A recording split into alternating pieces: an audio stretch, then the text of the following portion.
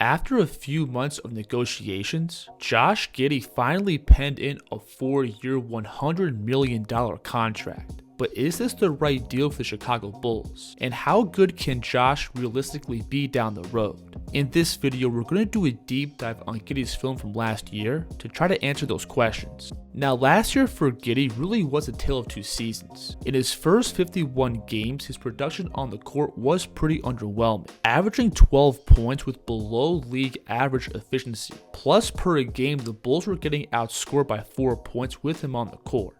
But then in his last 19 games, Josh looked like a totally different player, averaging 21 points per game with improved efficiency. But most importantly, Chicago was outscoring their opponents by 7 points with him on the court. Now, in those last 19 games, Giddey really bought into Chicago's high-paced run-and-gun offense. Last year, the Bulls' offense had the second highest volume in transition, and with the ball in his hands, Giddey did some of his best work attacking in early offense. He may not be a super explosive athlete, but his blend of size, ball control, and touch does make him pretty problematic for backpedaling defenders. Josh is a great distributor, but takes it all the way himself. Off the bounce, Giddey for the most part keeps things very simple. He likes to take these north to south angles to then initiate contact and bump his way into finishes. And while bumping through contact, Giddey is more than comfortable extending out into finishes going both right and left. And again, his balance with some of these looks is really impressive. We'll see him here attack PJ Washington's body with that inside shoulder to then extend out into the soft left-hand finish. I like how he mixes up the timing of this layup, where he's going to gather off his right foot to then immediately elevate off his next step. And while charging towards the basket, Giddey's touch around the rim is really impressive. He can put up soft layups while playing at full speed, or absorb contact and put up these runners that die at the rim. And these are good looks for him to have against more stocky and stable defenders. Look how Aaron Nesmith is going to slide and wall off the stride. But Giddey from here is going to gather and put up this in rhythm, buttery soft left foot right hand runner. Along with that physicality and touch, Giddey is also great at playing off different angles in the paint. One of his go-to finishes is this inside hand layup on the left side, where he uses his body to shield the ball and create these scoring windows. Look how he's going to put his body in front of Porter to then rotate those shoulders and extend the ball out with his right hand. We'll see him do the same thing here, except he's going to turn his body even more, pretty much having his back squared up with the defense. Now, last year, I also thought Giddey made some legit improvements to his creativity off the dribble. He's obviously not Kyrie Irving, but he is getting more comfortable using his ball control and footwork to create scoring angles on the perimeter. I love this move here. We're out on the break. Giddey is going to hit this cross jab by pushing the ball across to his left first, to then plant that right foot second. Then he's going to explode back to his left and slice through this gap with his high pickup. We'll see him make a nice counter off that same move, where he's going to again hit that cross jab, but when the defense slides to cut him off, Josh is going to plant that left foot and lose him with this crossover. He would have surgery. This move here is also tough, where he's again pushing the ball, and watch him both lift up his level and turn his shoulders, to then pound the ball with this low pickup and explode back to his right.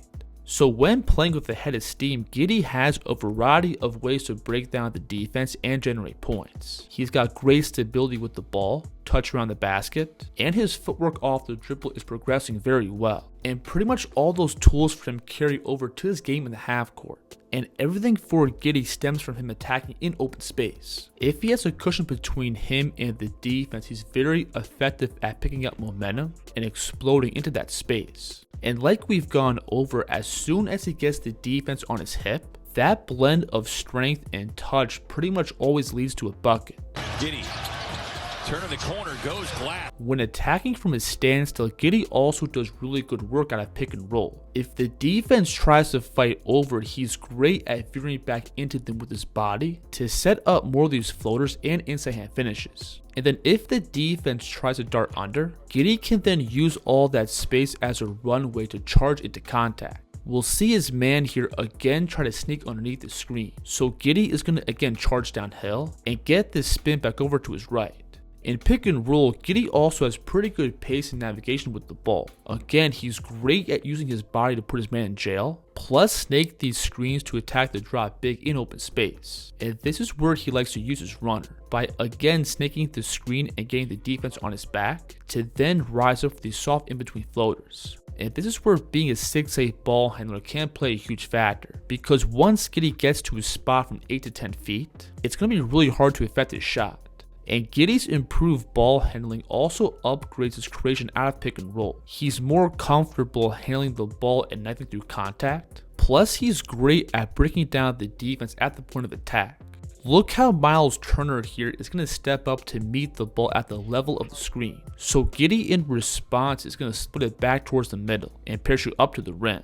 I also like this move here where Josh feels this defender overplaying the screen, so he's just going to lose him with a simple crossover back over to his right, to then again explode past the backline defense in the lane. So with the ball in his hands, I think Josh Giddey does his best work playing downhill and putting pressure on the rim. He has great control in the paint, he has the touch to finish with either hand, or sink floaters from 10 feet out. Plus I think he's made some real improvements to his handle over the past couple of years. Now with Giddey scoring and overall on-ball creation, the biggest thing that holds him back is his outside shooting. First, his mid-range game is pretty much non-existent. Last year, he attempted just 38 pull-up twos throughout the entire season, and from these spots, it's pretty clear that he lacks rhythm and pace. There's many times where he gets caught between these awkward floaters and jump shots, and when he has space, it's pretty clear that he doesn't look comfortable rising up. Right here, there's nobody really guarding him, but he still falls back for this leaning set shot.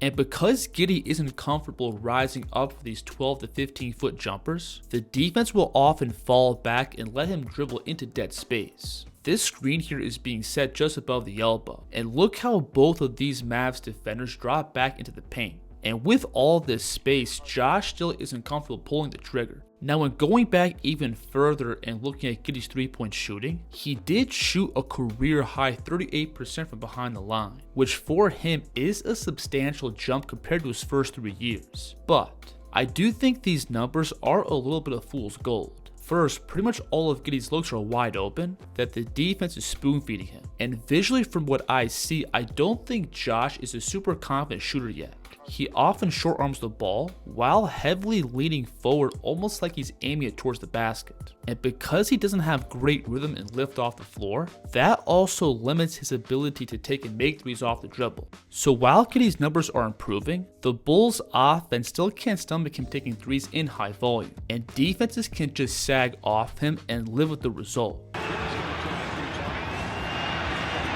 The perfect example of this was the Miami Heat's defense against him in their playing game last year, where they just sagged back on all of Giddey's pick and rolls and isolations, and he wasn't able to consistently punish them. Going forward, I do think Josh is more than capable of improving those numbers, but mechanically, I'm just not sold on his upside as a shooter. The mid-range scoring isn't there, and again, that lack of rhythm and lift also handicaps his off-the-dribble shooting from behind the line.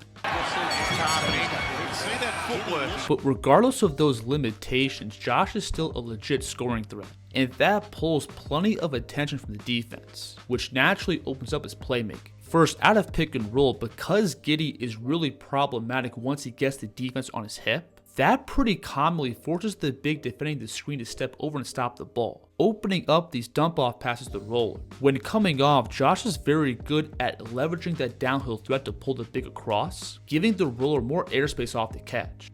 Look here how he's going to pick up as if he's looking for the runner, which lifts the big out of their stance and sets up this uncontested look in front of the rim.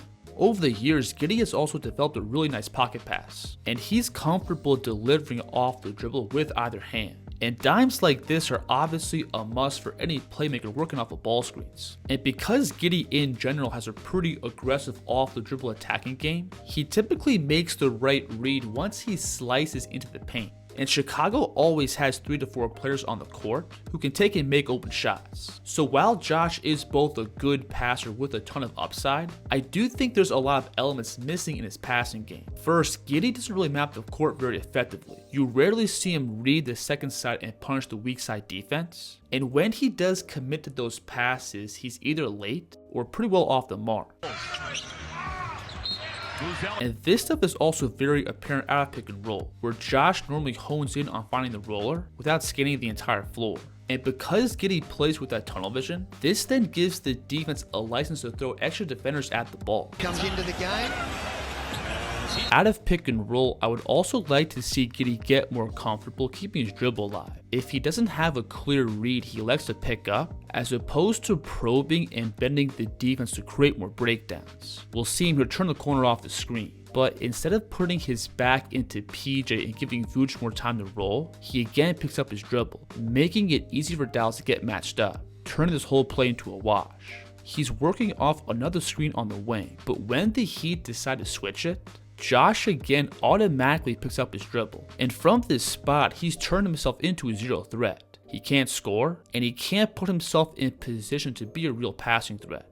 In the same vein, Josh also needs to get better at absorbing double teams on the perimeter. Similar to what we saw at pick and roll, his initial instinct is to always pick up the ball when he feels unsure, but that gives the defense more time to rotate and get matched up. When looking at some of the best passers across the league, pretty much all of them are great at taking on those doubles and bending the defense to give their teammates more of an advantage to play with. But this is just a level of passing that I don't think Giddey is at right now. So offensively, I do think Josh has enough in his game to provide steady offense. He has good physical tools when playing downhill, great touch in the paint, plus he typically makes the right read in the lane and out of pick and roll. But at the same time, I do think Giddey is limited once he gets outside of the paint. The mid-range game isn't there, and he still has a ways to go to become a more reliable shooter off the dribble from range. And as a facilitator, he lacks the feel and patience to truly be a top-tier playmaker. Now, when switching over and looking at Giddey's defense, I mostly have negative things to say, but to start off with the positives, I do think Giddey has the foot speed to hold his own pretty well in open space. He can slide and keep his hips in front, plus on the ball he can also press up and blow up screening actions. And at 6'8" with a pretty solid frame, Josh can also provide good resistance down low against bigger 4s and 5s. You obviously wouldn't want him matched up with a Joel Embiid or Jokic, but he still has enough to hold his ground in spots. And that size also makes Josh a pretty effective helper off the ball, being able to rotate across and protect the rim from the weak side, or scramble and gap and eliminate shots on the perimeter. From a build and ability standpoint, I honestly think Giddey could be a really effective and complete defender, but his focus and intensity is inconsistent to say the least. First, Giddey's activity and impact off the ball is pretty terrible. When playing in help, the guy is literally a traffic cone, often having his feet stuck in the mud and providing no legit resistance on the ball. Look how Tyler Hero here is going to rip past Kobe White. But Josh in gap doesn't put himself in position to affect the ball, and even though he's guarding a shooter in the corner, he could still at least stunt down to break Hero's momentum. In general, Josh is never really in his stance and ready to make plays. Again, he's often upright and gives up clear driving angles, or he makes lazy plays on the ball as opposed to moving his feet and putting himself in the right spot. And Giddey not being honed in on both his man and the ball also makes him vulnerable to backdoor cuts. And again, most of these come down to him just not being engaged. He's initially guarding Hero on the small screen, but as Tyler gives it up, look how Giddey falls asleep and lets Hero run through this pass and slice into the lane. This one here is also puzzling, where Josh takes this really bad angle towards the ball, and he again puts himself out of position as Hero catches. Giddey on this play initially defends Wiggins really well in open space, but he again loses focus after this contest and gives up another backdoor cut. And that lack of intensity also bleeds over to Giddey's defense on the ball, and opposing teams will often target him in open space. When defending in isolation, it's pretty easy for the offense to open up Josh's stance with these simple straight line drives. And if the ball handler plays physical, it's pretty easy to attack through his frame. And then because Josh lacks the physicality and motor to step out and pressure, he often drops back and gives up ground when playing one-on-one, which also makes it easier for his man to work his way towards the basket. And that lack of intensity also carries over to his defense out of pick and roll. Whenever Josh receives contact, he often dies on the ball and gives his man a ton of breathing room when coming off his picks, which then puts the drop big at a huge disadvantage. So while Josh does have the tools to be an above average defender, I don't think the intensity and focus is there. And considering how he just banked in a 4-year contract, I'm not super optimistic on him taking this big leap over the next couple of years. So while Giddey is just 22 years old and there are multiple good elements in his game, I still think there's a lot of stuff missing right now. The outside shooting still has a ton of room for improvement. He's not mapping the entire court very well yet, and defensively his motor and effort is just not very good. If you enjoyed this video, please like and subscribe, and let me know in the comments who the kids should break down next. The kids here.